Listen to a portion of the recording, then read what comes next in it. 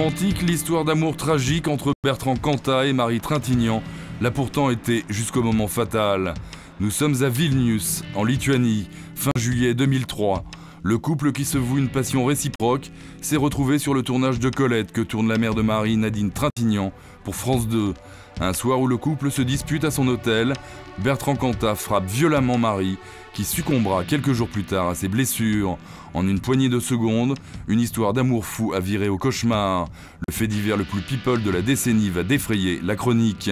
Frédéric Vézard et Stéphane Boucher travaillaient à l'époque pour Le Parisien.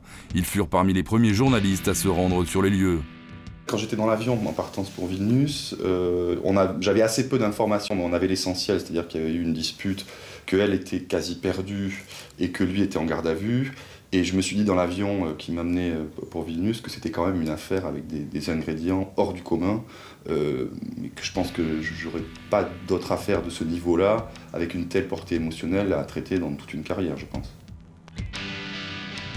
C'est assez unique de voir tout d'un coup que le meurtrier et la victime sont deux stars. Ça, c'est une situation un petit peu unique. Et tout d'un coup, arrivent deux clans. D'un côté, vous avez le clan Trintignant, mais le clan Trintignant qui est un clan à rallonge, puisque Marie a eu plusieurs hommes dans sa vie. Vous avez les parents qui sont aussi Nadine et Jean-Louis Trintignant, qui sont des grands personnages français.